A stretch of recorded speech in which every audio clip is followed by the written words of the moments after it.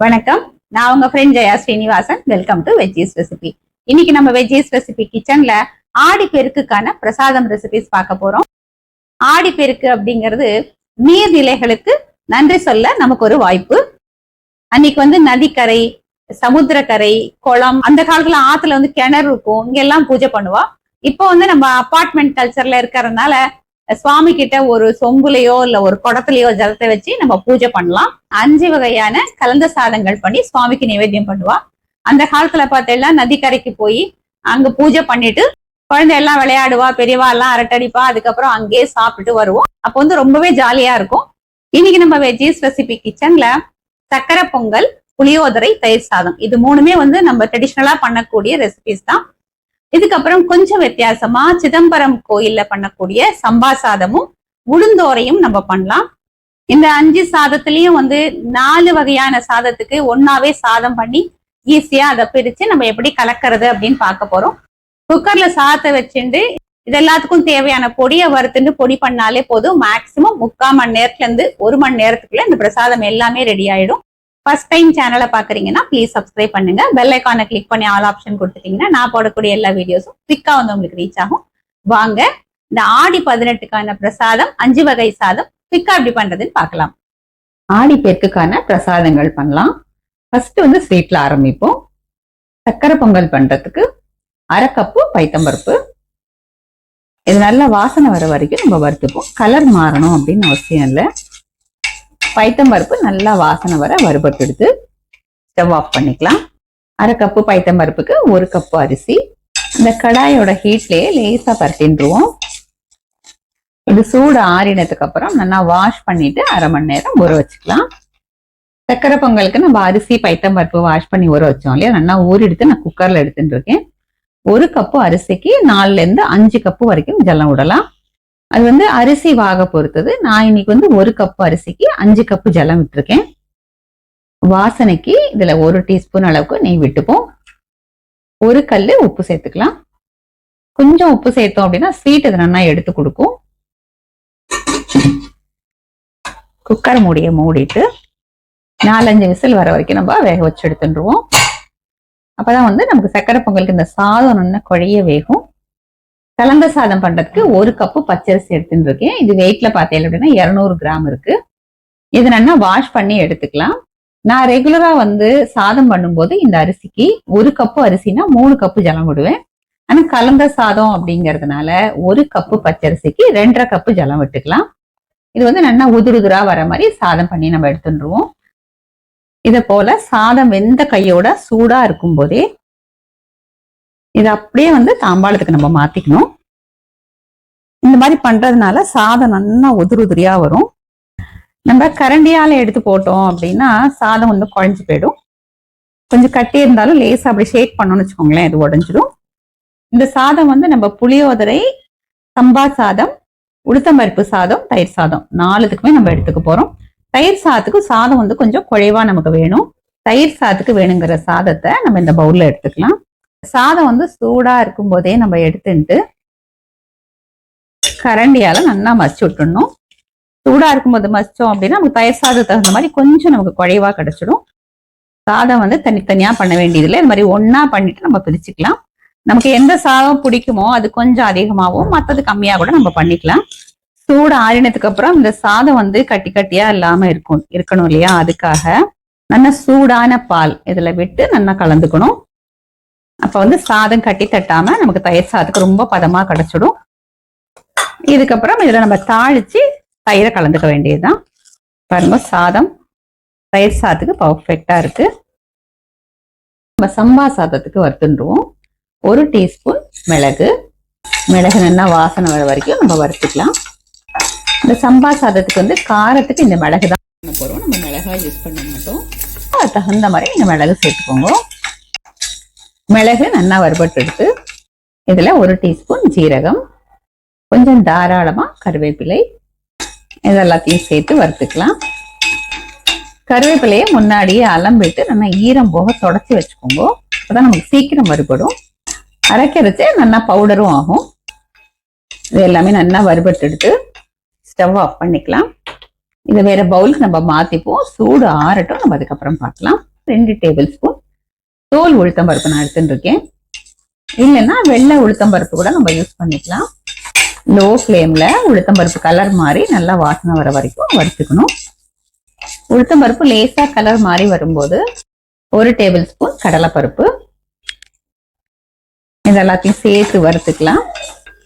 Low ஃப்ளேம்லயே வறுத்துக்கோங்க. அப்பதான் பருப்பு வந்து உள்ள வரைக்கும் நல்லா வறுபடும். சாதமும் வந்து பருப்போட பச்சை வாசனை இல்லாம நல்லா இருக்கும்.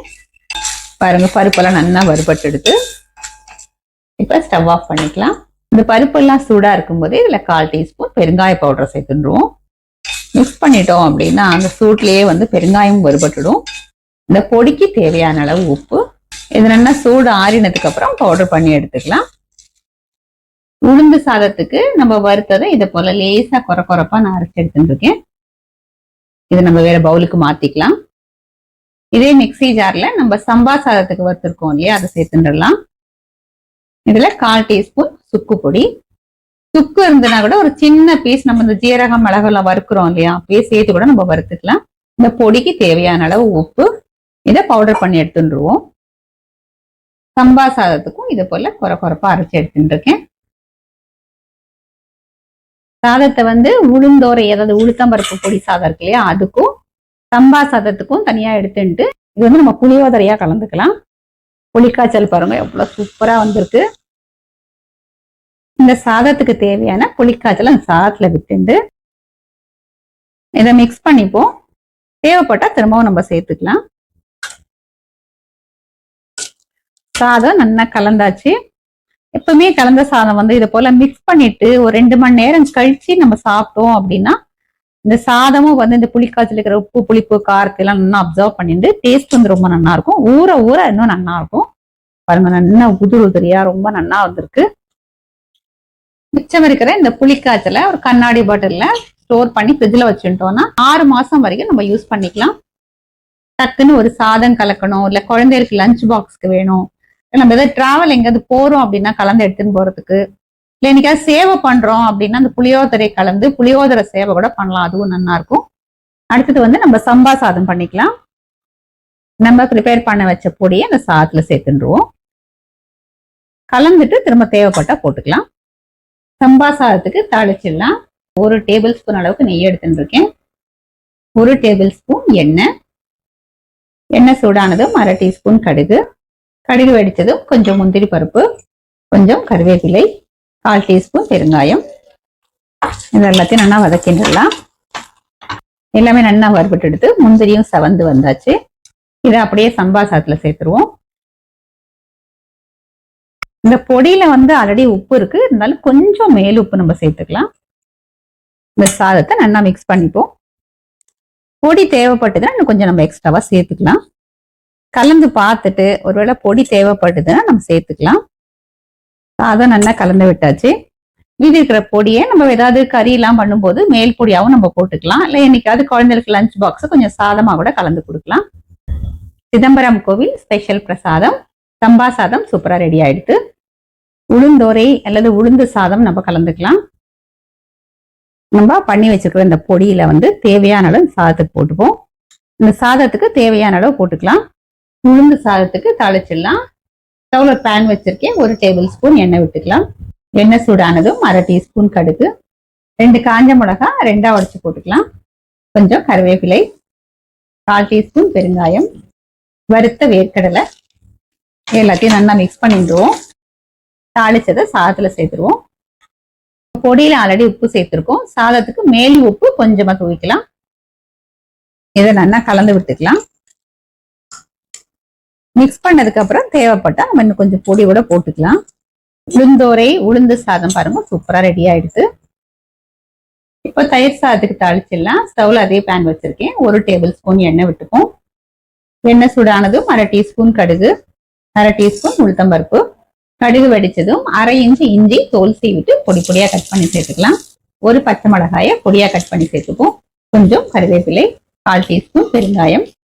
இஞ்சி பச்சை மிளகாயோட பச்சை வாசனை போக நல்லா வதக்கிக்கணும்.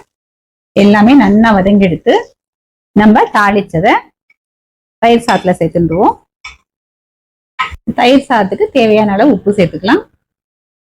நம்ம ஆல்ரெடி பால் விட்டு மிக்ஸ் பண்ணிட்டோம். இப்ப கொஞ்சம் தயிரையும் விட்டு நல்லா மிக்ஸ் பண்ணி விட்டுப்போம். பாலும் தயிரும் சேர்த்து நம்ம மிக்ஸ் பண்ணோம் அப்படின்னா தயிர் சாதம் சீக்கிரம் புளிக்காது. பாருங்க, நல்லா மிக்ஸ் பண்ணியாச்சு. கிரீமியா நல்லா வெண்ணெய் போல தயிர் சாதம் ஃபர்ஸ்ட் கிளாஸா இருக்கு. சக்கரை பொங்கல் பண்றதுக்கு நம்ம எடுத்துட்ட 1 கப்பு அரிசிக்கு 2 கப்பு வெல்லம் அதுல அளந்து எடுத்துட்டு இருக்கேன். இந்த வெல்லம் மூழ்கிற அளவுக்கு ஜலம் விட்டுப்போம். வெல்லம் கரைஞ்சி நல்லா கொதிச்சு வரட்டும். வெல்லம் பாருங்க நல்லா கரைஞ்சி கொதிக்க ஆரம்பிச்சுட்டு கரைச்ச வெல்லத்தை நம்ம ஃபில்டர் பண்ணி இந்த கடாயில எடுத்துருவோம். இது நல்லா கொதிச்சு வரட்டும். சக்கரை பொங்கல் வந்து நல்லா டேஸ்டா இருக்கும். இது நல்லா கொதிச்சு எடுத்து நம்ம குக்கர்ல சாதம் பருப்பு வச்சிருந்தோம் இல்லையா, நல்லா குழச்சிட்டு இந்த வெள்ளை தண்ணியில சேர்த்துடலாம். இது சேர்ந்து நல்லா கொதிச்சு வரட்டும். இது கொதிக்கும் போது கொஞ்சம் நல்லா திக்காயிடும். சக்கரை பொங்கல் நல்லா கொதிச்சு திக்காயிடுது. இது கொஞ்சம் சூடு ஆறும் போது இது கொஞ்சம் திக்காகும். இதுல 1/2 டீஸ்பூன் ஏலக்காய் பொடி, கொஞ்சம் பச்சை கற்பூரம் நல்லா கிரஷ் பண்ணி சேர்த்துடலாம். கொஞ்சம் ஜாதிக்காய் ஒரு 4-5 தடவை இது போல கிரேட் பண்ணி சேர்த்துருவோம். ஒரு பிஞ்ச் அளவு சேர்த்தா போதும். பிரசாதம் அப்படிங்கிறதுனால கொஞ்சமா குங்குமப்பூ, கொஞ்சம் நெய் விட்டுக்கலாம். இது போல ஏலக்காய் பச்சை கற்பூரம் எல்லாம் சேர்க்கும் போது சக்கரை பொங்கல் பெருமாள் கோவில்ல கொடுக்குற பிரசாதம் மாதிரி ரொம்ப பிரமாதமா இருக்கும். இப்ப சக்கரை பொங்கலுக்கு முந்திரி திராட்சை நெய்ல வறுத்து போட்டுருவோம். ஸ்டவ்ல ஒரு பேன் வச்சுட்டு 1 டேபிள் ஸ்பூன் நெய் விட்டுக்கலாம். நெய் சூடானதும் கொஞ்சம் முந்திரி நல்லா வறுத்துருவோம். முந்திரி லேசா நிறம் மாறி வரும்போது கொஞ்சம் திராட்சை ரெண்டையும் சேர்த்து நல்லா வறுத்துக்கலாம். முந்திரியும் திராட்சையும் நல்லா வறுபட்டு எடுத்து இதை அப்படியே சக்கரை பொங்கல்ல சேர்த்துருவோம். நல்லா கலந்துட்டு சுவாமிக்கு நைவேத்தியம் பண்ணிடலாம். ஆடிப்பெருக்குக்கான 5 வகை சாதமும் பிரமாதமா ரெடி ஆயிடுது. சுவாமிக்கும் நைவேத்தியம் பண்ணியாச்சு. வாங்கோ பிரசாதம் எடுத்துக்கலாம். ஃபர்ஸ்ட் வந்து நம்ம சக்கரை பொங்கல் எடுத்துப்போம். சக்கரை பொங்கல் நல்லா கிரீமியா ரொம்ப நல்லா வந்திருக்கு. ஃபர்ஸ்ட் கிளாஸா இருக்கு. இந்த வெல்லத்தோட அளவு ரொம்ப நல்லா இருக்கு. கொஞ்சம் ஸ்வீட் வந்து தூக்கலாவே இருக்கு. நம்ம 1 கப்பு அரிசிக்கு 2 கப்பு வெல்லம் சேர்த்திருக்கோம். இவ்வளவு ஸ்வீட்டா வேண்டாம்னா நீங்க கொஞ்சம் கம்மியா கூட சேர்த்துக்கலாம். அடுத்த பிரசாதம் நம்ம எல்லாருக்குமே பிடிச்ச புளியோதரை. இது எல்லாருக்குமே வந்து ஆல் டைம் ஃபேவரட் அப்படின்னு சொல்லலாம்.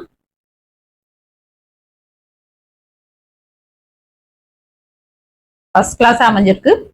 உப்பு புளிப்பு காரம் எல்லாமே பர்ஃபெக்டா இருக்கு. புளியோதரை நல்லா உதுருதுராவும் வந்திருக்கு. அதனோட சாதமும் நல்லா சாஃப்டா இருக்கு.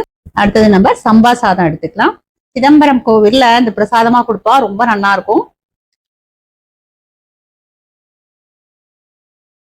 நமக்குமே வந்து ஃபர்ஸ்ட் கிளாஸா அமைஞ்சிருக்கு. நல்லா மிளகு ஜீரக கருவேப்பிலை வாசனையோட ரொம்ப பிரமாதமா இருக்கு. அடுத்தது வந்து உளுந்தோரை எடுத்துக்கலாம்.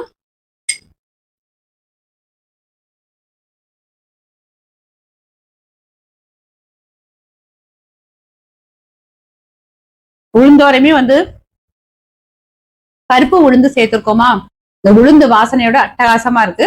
எத்தனை வகை நம்ம என்ன சாப்பிட்டாலும் இந்த தயிர் சாதம் நம்ம சாப்பிடும் போதுதான் நமக்கு அந்த கம்ப்ளீட்டா ஒரு சாட்டிஸ்பாக்சனே கிடைக்கும். தயிர் சாதம் பாருங்க இவ்வளவு நல்லா கிரீமியா இருக்கு. ரொம்ப சூப்பரா அமைஞ்சிருக்கு. இஞ்சி பச்சை மிளகாய் கருவேப்பிலை வாசனையோட ரொம்பவே பிரமாதமா இருக்கு. எல்லா சாதமுமே வந்து ஃபர்ஸ்ட் கிளாஸா அமைஞ்சிருக்கு. இந்த பிரசாதங்களுக்கு எல்லாம் தொட்டுக்கிறதுக்கு உளுந்து வடை, முப்பருப்பு வடை, இல்ல அவியல் எது பண்ணாலும் நல்லா இருக்கும். அப்பளம் வடாம் அதை வந்து சூப்பராவே இருக்கும். வடையெல்லாம் பண்ணோம்னா அதுவும் நம்ம சுவாமிக்கு நைவேத்தியம் பண்ணலாம். இந்த உளுந்து வடை, முப்பருப்பு வடை, அவியல் இந்த எல்லா ரெசிபிஸுமே நம்ம சேனல்ல ஆல்ரெடி இருக்கு. அவ சௌரியப்படி எது வேணுமோ நம்ம அதை பண்ணிக்கலாம். இதே மாதிரி இதே மெத்தட்ல இதே அளவுகளோட வரக்கூடிய ஆடி பெருக்கு அன்னைக்கு இதை போல 5 வகையான சாதம் பண்ணி சுவாமிக்கு நைவேத்தியம் பண்ணி நம்ம நீர்நிலைகளுக்கெல்லாம் நன்றி சொல்லலாம். இந்த 5 வகை சாதமே ஆடி பெருக்கு அன்னைக்கு நீங்க ட்ரை பண்ணி பாருங்க. ஃபர்ஸ்ட் கிளாஸா அமையும். எல்லாருக்குமே ரொம்ப பிடிக்கும். இது ஆடி பெருக்குக்கு மட்டும் இல்ல, அதுக்கப்புறமும் லஞ்ச் பாக்ஸ்க்கு இல்ல ஒரு பிரஞ்ச் வேணும் அப்படின்னா கூட நமக்கு இது யூஸ் ஆகும். ட்ரை பண்ணி பார்த்துட்டு எப்படி வந்ததுன்னு கமெண்ட்ல சொல்லுங்க. லைக் பண்ணுங்க, உங்க ஃப்ரெண்ட்ஸ் அண்ட் ஃபேமிலியோட ஷேர் பண்ணுங்க. இன்னொரு புது ரெசிபியோட நாளைக்கு நான் உங்களை மீட் பண்றேன். தேங்க்ஸ் ஃபார் வாட்சிங்.